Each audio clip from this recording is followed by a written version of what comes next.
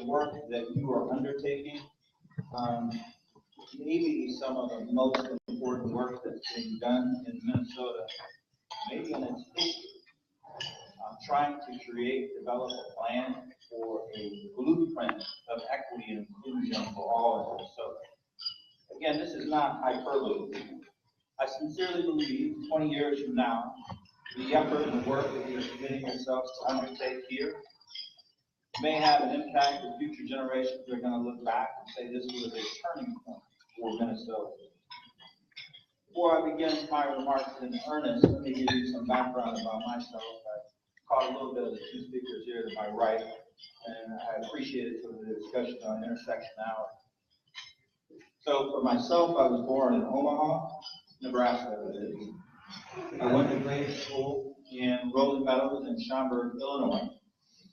I graduated from the University of Iowa with a bachelor's degree in political science, and then I stayed on because I was officiating a basketball game in which the dean of the law school convinced me that he would be able to somehow underwrite my law school career there. My parents met in Omaha. They were both from very small towns. My mom was born in Monticello, Arkansas. For those of you who know Arkansas well, that is a rocky county, county in southeast Arkansas. Population of 9,437 people. My dad was born and raised in a town called Chihuahua, but most people refer to it as Sugar Land. And that town, the U.S. Census Bureau tells me, has 562 people today. Earlier this month, I was down in Arkansas visiting my dad. My mom had passed away about 9 years ago. And on the trip down, somewhat similar to the trip out here, is that I noticed my phone would go in and out. And especially when you get about 30 minutes from Monticello, it goes completely out. So if you don't know where you're going, well, everybody's nice there. You'll get some nice tea. You'll find your way there. The interesting thing, I think, for my parents is that when they retired after having careers in IT, they wanted to make a difference in my mom's hometown. So they got actively involved in educational activities, business development activities. They really threw themselves wholeheartedly into creating a strong Southeast Arkansas. Now, I tell all of this to you again because of the intersectionality issue. Some people, when they hear Brett talk about the various statutes that we enforce, and people might know that I was the editor-in-chief for the Iowa Law Review. The same year, some guy had his mom from Kansas and his dad from Arkansas. Is that they think how you approach the world is only through that prism. Is only through that prism. And where we are today as a society is that we have to be able to see the people and actually hear them authentically. Not just listen to them and just sort of take it in and get ready to say what you want to say next, but really to listen authentically. Brett mentioned the mission of the Department of Human Rights. The work of the department is to combat discrimination, to make Minnesota discrimination free. The legislature in passing the Minnesota Human Rights Act says it was important because discrimination, quote, threatens the rights and privileges of the inhabitants of this state and diminishes the institutions and foundations of democracy. Again, under the Act, the wide variety of claims of discrimination people can come to us. Some of you are probably working on the Poor People's Campaign or other issues to address poverty. Why is it important for us to have a Department of Human Rights? Because it's free to come to the Department of Human Rights. In Ramsey County, the county that I live in, it's $327 to file the first paper at the courthouse. That makes a big difference if you're able to double the playing field. Under the Human Rights Act, we also ensure that equal employment opportunities are provided by the folks that do business with the state of Minnesota. We also ensure that women are paid fairly to men under the Minnesota Human Rights Act. Minnesota is relatively unique among states in having an agency to look at whether women are paid fairly to men. In 2014, when Governor Davis signed that legislation, I was not aware of any other state that had a statewide agency charged with the responsibility of ensuring women are paid fairly to men. The department also serves on the School Safety Technical Assistance Council. Surprisingly, it's about technical assistance. Just making sure you're listening. We do this to combat school bullying. We're also responsible for the private employer provisions within the Criminal Rehabilitation Offenders Act, euphemistically referred to as ban the box. We also assist emerging entrepreneurs under the Minnesota Emerging Entrepreneur Board. The work of the department concerning school bullying, ban the box, emerging entrepreneurs, ensuring women are paid fairly to men, again, all of these things happened in the last 7 years under Governor Davis' leadership. Now, I wish I had as many people working for me as are in this room. The department now stands at 44 people. In 1996, the department had 56 people. When I started, we had 34 people. Now, when you get a chance to thank my staff for the hard work they do, please do so. But I tell you that because I want you to fully appreciate that when I say we did 2,700 investigations the first 4 years in the Davis administration, and the 4 years preceding the Davis administration, was 1,080 charges. And when we did 600 audits of employers and more than 100 people pay audits, and we didn't do those audits before. And we have gone around the state talking about providing second chance opportunities and investigating that in the box in over 250 matters with employers. Don't doubt that a cadre of individuals, 35 or 40, can have a significant indelible mark on changing the trajectory in Minnesota. You have more people in this room right now than are at the Department of Human Rights. The collective wisdom, the insight, the skills in this room can have a tremendous impact on the trajectory of the state of Minnesota. Why is your work so important? 2 reasons. We're in a regional and global war for talent. And this global and regional war for talent is going to determine winners and losers, not for the next decade, not for the next 20 years, for the next 50 years.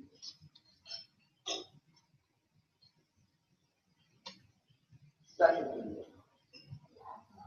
we're at a crossroads in our democracy, in which we will either decide to take a step forward or take a step backward. 2 reasons. Global war for talent, winners or losers. Are we going to be part of that winning tradition by pulling together? Crossroads as it relates to our democracy. Are we going to take a step forward, or are we going to take a step back? When we look at the United States as a country, we are getting older as a nation. In 2012, 62.8% of the population was between the ages of 18 and 64. By 2030, that percentage drops down to 57.3%. That 18 to 65 has typically been the sweet spot for hiring for employers. In 2030, 1 in 5 individuals in the United States will be over the age of 65. That's a significant change. Children that are in kindergarten today when they become adults, they will never know a United States in which 1 in 5 individuals was not over the age of 65. When I came to Minnesota in 1991, about 11% of the people in the United States were over the age of 65. Once we get to this 20% number in 2030, demographers, I think you can hear from Susan Browder tomorrow if you want just the state of Minnesota. But if you're looking for the entire country, demographers view in the next 50 to 60 years that this will be the new normal. Are there any doctors in the room? Well, tell them I said they're doing great work.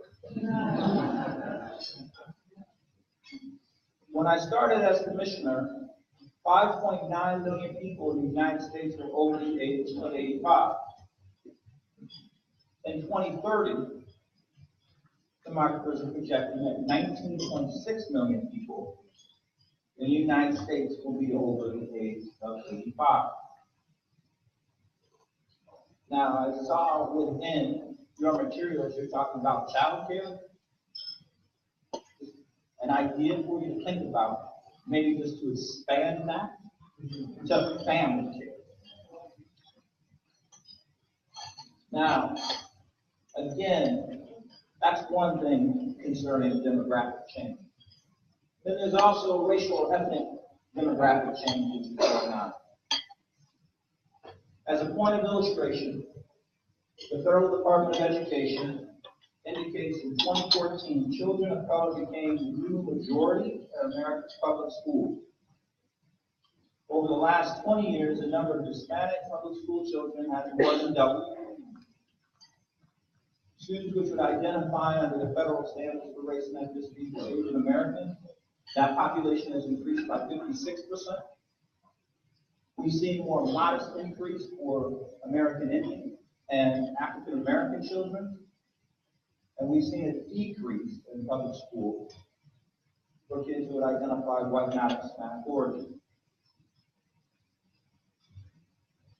Many of these demographers predict that by 2040, the majority of individuals in the United States will no longer identify as white, not Hispanic origin.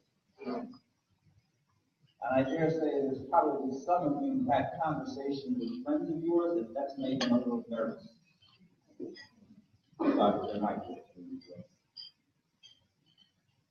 These shifts are what people refer to as a strategic inflection point. They're so significant that you either react positively, adapt, and move forward, or you stumble, fall back, and potentially go out of this.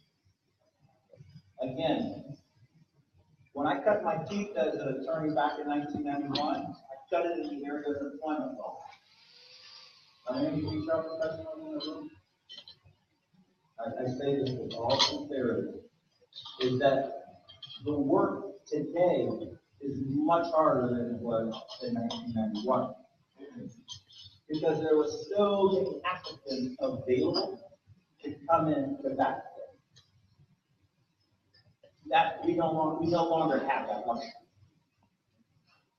Now, some of you in the room, now you're a smart, sophisticated audience, so you know the answer of where I'm going on that. But your friends might be telling you, you know what? If we just could get our kids that have moved away from Minnesota to come back to Minnesota, we'd be okay. Anybody here, any of your neighbors and friends suggest that to you? Maybe one or two. Or maybe some of your friends and neighbors say, you know what, if we could just get the neighboring states and out-recruit our neighboring states and get all the kids from Dakota, get all the kids from Nebraska and Illinois to come and Wisconsin, maybe not so much Wisconsin. If we could get all of those people to come to Minnesota, we would be okay.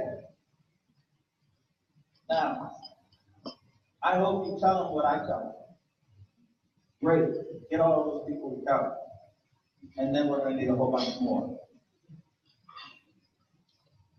We have a negative population growth in all the states that border Minnesota. Negative population growth with every state that borders Minnesota. Even if we were to get everyone who's moved away from Minnesota to come back in, get all of those folks from the bordering states, we still would not have positive population growth in Minnesota. Demography will tell you that the way in which we have had positive population growth in Minnesota is by getting immigrants to come to Minnesota. Without international immigration into Minnesota, we have negative population growth. Period.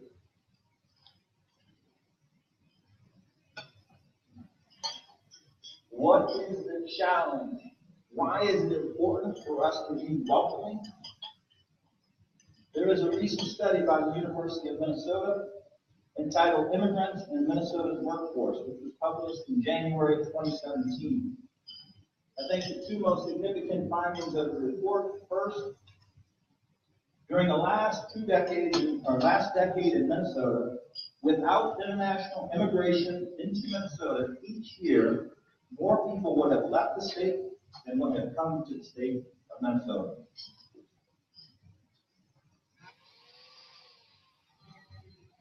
Second, in order to maintain our average annual 0.5 growth rate for labor in Minnesota, the state will need to attract 4.5 times the number of people that are currently moving to Minnesota. 4.5 times. That's why I said we can take all those folks, move away, have them come back. We're still going to need more people. Now, how will we respond to these strategic inflection points? Now, while you're contemplating that as you finish off food, right? Chicken and let me add another layer of complexity for your consideration. Earlier in the description of the work of the department, I briefly mentioned that we, of course, ban the box. Ban the box refers to the box on paper employment applications. People under 30 haven't seen any paper employment applications. Just making sure. What the law does is it delays the time frame by which employers can ask for criminal history information. Now, ban the box in Minnesota and across the country came about because of the number of collateral impact laws in the United States. Collateral consequences. Things which bar, limit, impact the ability of someone because they have committed a crime from getting an education, from securing housing, and from getting a job. Now, collateral consequences laws have exploded in the last 2 decades. They're more numerous, impactful, they affect more people, and they're very hard to avoid and to mitigate. In 2007, Congress passed legislation to track the impact of collateral consequence laws in the United States. Anybody have any idea how many collateral consequence laws are in just the state of Minnesota? Little Price is Right for you. 525? Do I have any higher or lower? Huh? 79? Okay. There's nobody who's played Price is Right because one of you said 80 or 5.6. Anybody else? One, there we go, $1. I knew there would be one Price is Right. The number is 586. We're very close. Across the country, it's 40,000. 40,000. Anybody have any idea how many people, percentage-wise, world population live in the United States? 5%. 5% in the United States, the population compared to the world. Incarceration, a little higher, 25%. We have 5% of the world's population, but we incarcerate 25% of the world's incarcerated population. Age demographics, racial demographics, and then a little salt or pepper on top of both of those. Let's spring the lid. The challenges of ensuring that people who are incarcerated have meaningful opportunities to become gainfully employed. Challenges for us. Challenges for us. We also appear to be at a fork in the road in our democracy. Improving the lives of people in our democracy is not inevitable. Historically, we have moved forward in our society when people are empowered to speak their truth, to participate in all levels of government, and to rightfully demand and obtain equal treatment under the law. We move backwards when we allow our leaders and our institutions to frustrate the ability of individuals to speak their truth, frustrate their ability to participate in government, and frustrate their ability to obtain equal treatment under the law. Framers of our democracy were not perfect. Framers are similar to you and I. They're people. They have flaws. Accordingly, the work of our democracy is a continuous endeavor. As we often do, we finally recall events in our past and we focus in on the good part. Sometimes we don't wish to deal with the bad part. If we're truly to have an honest conversation, an authentic conversation, and you're truly to understand me, I'm truly to understand you, we're going to have to talk about our history. We're going to have to talk about our history.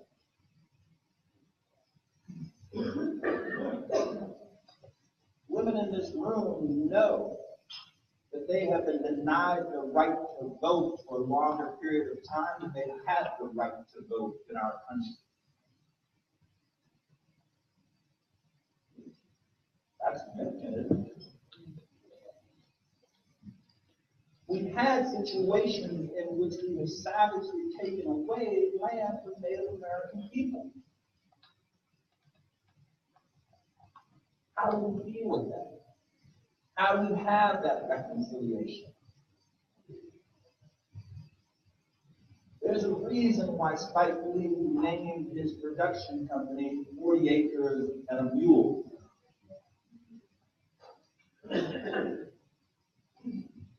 If we're truly to build a democracy, we really need to listen to each other. The preamble of the Constitution starts with the following 11 words.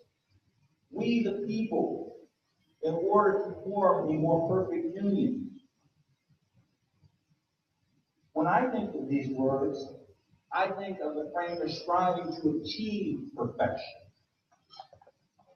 As a father, I think of the 3 children that I have, the 3 boys, trying to leave a legacy for them that is better than what I have.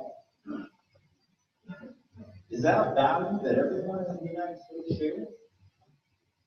I like to think that we would like to leave our children something better than what we had. We, the people, in order to form a more perfect union. That rings with an idea that our current condition is not yet perfect, but we're willing to commit ourselves to moving to a place which is better. Love the idea that you're willing to sit at tables with other folks to move that agenda, to move that common spirit, purpose. of creating a better country, a better community, a better society. We the people, in order to form a more perfect union. Are we going to allow people to really speak their truth? I love the question that was given earlier about the legality of 1 degree of separation for hiring. And the fact of the person pushing back and saying, well, I'd love to have white friends. I want to do my own thing. You know what? Let's be brief. Let's have both of us in order to form a more perfect union. Now, I want to share with you 2 things. Civic engagement plan that the department has been working on and has worked on. And the other is building a more inclusive Minnesota for all. And I'll leave these and they can be circulated around, and then if the organizers are interested, we can make sure that everybody gets an electronic copy. Civic engagement. Governor Dayton, when he first started, he went to North Minneapolis, April of 2011. And one of the things that he heard from community members is that we want jobs. We want economic opportunity to build our business. We want to participate in public policy decisions that impact us. Governor charged several of the commissioners, the general counsel, Micah Hines, to create a structure that facilitate hiring, contracting, and real engagement with community after that meeting. There was an old document, an old executive order called Affirmative Action. We scrapped that title because that title suggested that we were only interested in the bare minimum of what the statute required for affirmative action, for hiring. Just the bare minimum as it relates to contract. That title was scrapped. We came up with diversity and inclusion. More encompassing as it relates to hiring. More encompassing reaching out in contract. And for the first time within an executive order, all the agencies that comprise the governor's cabinet were directed to be intentional to reach out to disenfranchised communities. LGBTQ, American Indian, racial ethnic groups, intentionality in that space.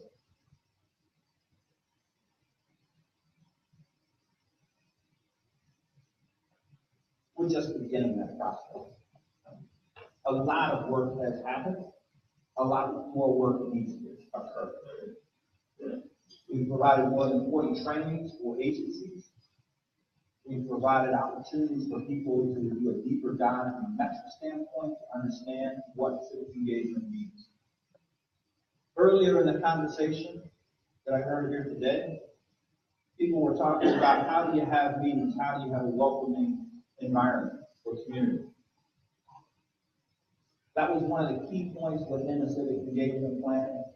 I hope this story is helpful to you. It rings true when you're having a conversation among agencies. Everybody can imagine that they're in a relationship with a significant other. Imagine that relationship where the significant other always picks where you go out to eat, when you go to the movies, when you come home from the movies, what you're going to do the next day, what clothes you're going to wear. How many of us are going to be staying in a relationship with a significant other for a long period of time? But yet, how often does government dictate when the meeting's going to happen, when you're going to have your chance to have a say, and that's going to be about 2 minutes at the end of the meeting, right? And what's going to be on that agenda? The civic engagement plan seeks to really break that down, to truly have meaningful engagement so people can have self-determination, to see what they wish to accomplish, and to make sure that their dreams are fully realized.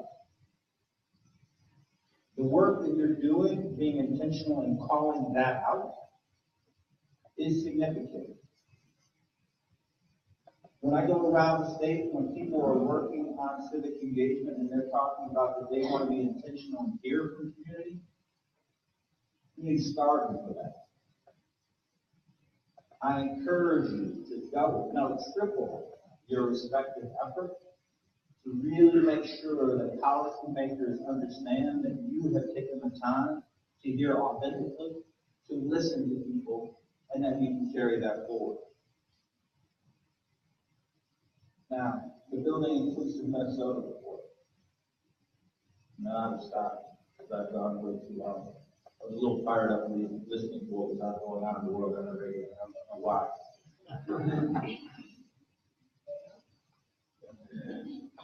Building Inclusive Minnesota. Now, again, I cut my teeth as an employment attorney. So I have some idea as it relates to what was going on among employers before we started auditing. A lot of companies think that they have already figured out how to do great employees.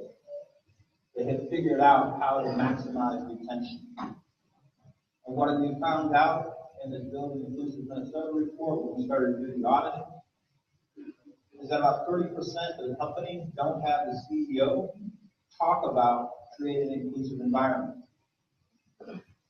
How do you think that an organization can be successful if the leader is not talking about mission? About 35% of the companies did not have human resources, not you, I know you would do this. But 35% of those HR professionals were not reporting up to senior leadership as to how they were doing on inclusion efforts. How many companies can be successful if they're not reviewing the data from time to time?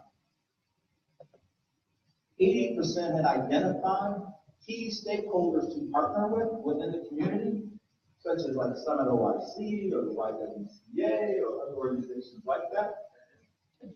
But 20% had not bothered to pick up the phone and actually contact them, or to write them, or to visit them.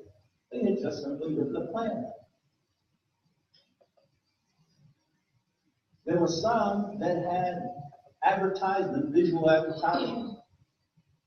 But what we found, though, is that in 55% of those visual advertisements, no people of color were present. 39% of the time, no women were present. What do you think that says to the community as to, well, the work that you're doing, we're just at that process from a government standpoint, from an employer standpoint, of doing meaningful, deep dive work. I know some of these things might seem very simple and rudimentary, but they have not really been done consistently enough. One of the things that I know is slightly formal, I don't want to suggest you're going to find me in Wikipedia doing it. But I do know, as someone who's played a little bit and has coached something from time to time, is that if you don't commit yourself to instilling and deeply doing the fundamentals day in and day out, you're not going to be successful. The work that you're talking about doing, ensuring that equity stays at the forefront, is critically important. We have not done that fundamentally. To make sure that people are actually tracking data, that's fundamentally important. We haven't been doing that. The fact that you are going into communities and making connections, people's business have been talking about it for 2 decades, but really it's the last 4 years, they really haven't been doing it. Not to the way they need to. That's why what you're doing right now is so critically important.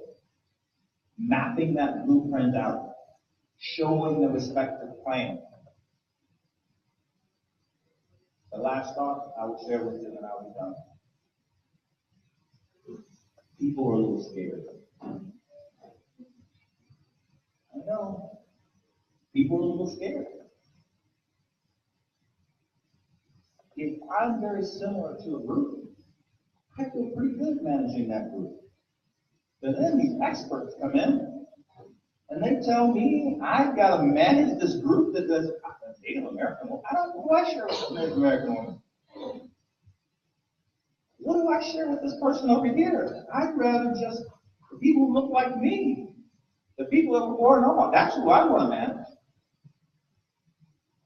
And of course, I hear you telling me that I can be outstandingly successful if I can figure out how to manage that person. But the reality is, a lot of companies have not provided guidance and training to their managers. So, they're a little scared. Support them. Listen to them. Provide that support to them. That's going to make Minnesota successful where you're living, in the county, in your region, and for the entire state. What you're doing is critically important. I wish you all the very best, and I look forward to seeing all the great work that you're going to do and what people are going to be writing in the history books that comes out of this 20 years from now. Thank you.